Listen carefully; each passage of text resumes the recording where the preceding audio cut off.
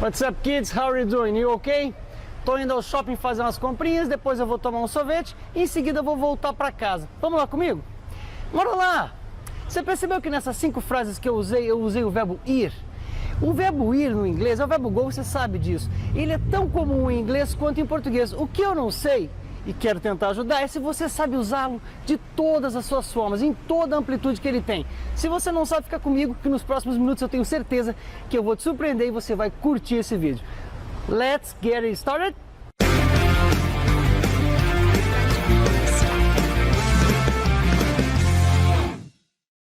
E antes de eu começar, deixa eu já pedir para você deixar o seu like aí, inscrever-se no canal, ativar as notificações e deixar seu comentário no final desse vídeo, ok? Mas afinal de contas, de onde vem a dificuldade de utilizar o verbo go?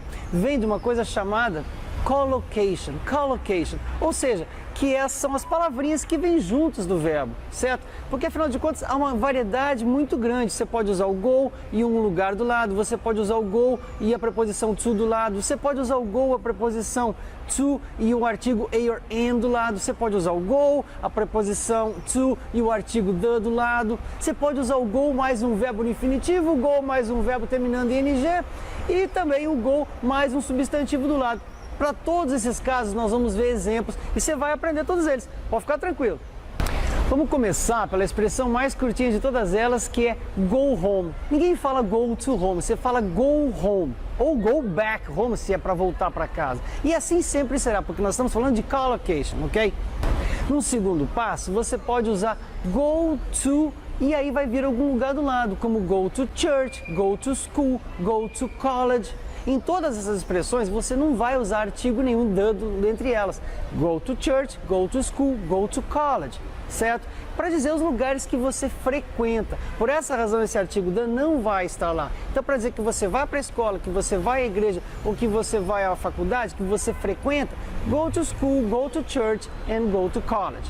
Mas você pode também usar o verbo go junto da preposição to e um artigo indefinido do lado para falar que você vai a um lugar. Lembra que o a or an quer dizer um ou uma para coisas indefinidas. Por essa razão você diz I go to a restaurant, I go to a party, I go to a meeting. Indefinidamente, você não está especificando qual festa, qual encontro ou qual restaurante você vai. E aí nós temos mais uma colocação de go to e um artigo do lado. Mas você também pode usar, agora diferentemente, um artigo definido para coisas definidas. Veja, e nós estamos falando aqui de collocations, não existe uma regra que diga por que assim ou por que assado. Mas, de modo geral, a gente vai falar I go to the gym para falar que vai à academia, I go to the beach para falar que vai à praia, I go to the bank para falar que vai ao banco. Certo? Que não são locais que, embora você frequente, são, novamente, não há uma explicação a rigor gramatical por detrás disso, mas sim a tal da collocations. Então a diferença entre o verbo go e o que vai do lado dele, quando nós estivermos falando sobre um lugar, certo? Passa por isso, collocations, right? Não procure encontrar explicações gramaticais para isso, mas apenas entender, e eu aqui citei algumas das mais comuns expressões que a gente usa usando o go para algum lugar. Agora a gente vai mudar um pouquinho. Existe também o tradicionalíssimo going to, que é chamado de muitas vezes de gonna. Lembra que depois do verbo to be, se você usar o going to para falar de uma coisa que você vai fazer no futuro, que em princípio é algo que está próximo de acontecer. Você pode dizer I'm going to the beach tomorrow, ok, certo? Você poderia usar o will, que é o contraponto do going to, mas o will é usado para definir um pouco mais dos desejos que nós temos. Por essa razão, a diferença basicona entre going to e o will será que o going to está mais próximo de acontecer, é algo que está planejado. Ao passo que o will vai falar de um desejo que você tem, de uma coisa que você pensa em fazer, mas que não tem hora marcada. Por essa razão, então, o going to, traduzindo com relação ao português, seria eu vou comer pizza amanhã. I'm going to have pizza tomorrow. Se eu disser que eu quero comer pizza, que eu tenho intenção, em algum momento, I will have pizza sometime. Seria essa a básica diferença entre going to e o will. Uma outra forma, a terceira forma bastante usada do verbo go, veja que o going to que a gente falou agora vai sempre estar do lado do verbo no infinitivo, ou seja, a forma básica do verbo, ok? Mas agora a gente vai usar o verbo go junto de verbos de movimento, para simplesmente dizer o seguinte, go shopping, she goes shopping every day. Ou seja, ela vai às compras todos os dias. He goes fishing on the weekends. Ele vai pescar no final de semana. Então observa que quando o verbo go estiver sendo usado junto de um verbo de movimento, ele vai trazer esse verbo terminando em ing. A tradução não muda nada para você, porque uma tradução sempre requer uma adaptação. Por isso, se eu disser I go surfing, eu estou dizendo que eu vou surfar. E simples assim, não vou dizer eu vou surfando, porque não teria o menor sentido. Tá claro isso para você? E veja bem, a diferença entre she goes to the shopping mall, mas veja também, a gente não fala to the shopping mall, she goes to the mall. Mas vamos dizer que queira dizer to the shopping mall. She goes to the shopping mall é uma coisa, ela vai para um lugar.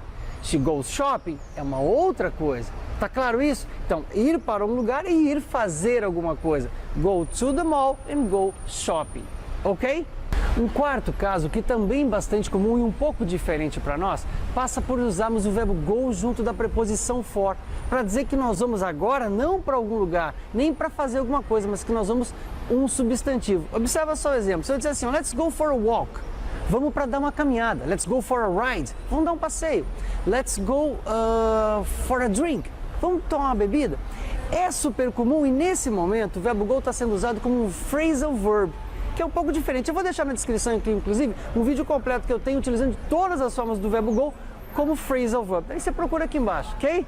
E pra gente fechar, tem expressões comunsésmas, como as que eu uso, por exemplo, assim, here we go, bora lá, ou let's go, vamos, ou let's go shopping, vamos fazer compras, ou ainda, go for it, vá em frente, ou go ahead, siga em frente, ou ainda, go online, que significa entrar na internet ou surfar na web, como seja. São todas expressões que utilizam do verbo go dentro dessa perspectiva que a gente colocou aqui, chamada collocation. Então nós trabalhamos 5 diferentes casos, espero que você tenha entendido todos eles, mas não a fim de buscar uma regra gramatical para explicar quando usar um, quando usar outro, mas sim para entender que essas 5 diferenças e que elas passam por expressões do verbo go juntamente de preposições ou artigos ou coisas afins. E dessa forma eu espero então que você tenha curtido esse vídeo, para mim foi super legal fazer e puxa vida, deixa seu comentário aí embaixo que essa é a melhor parte do vídeo, ok? Thank you so much for watching this class, I see you next time and God bless you, bye bye, now!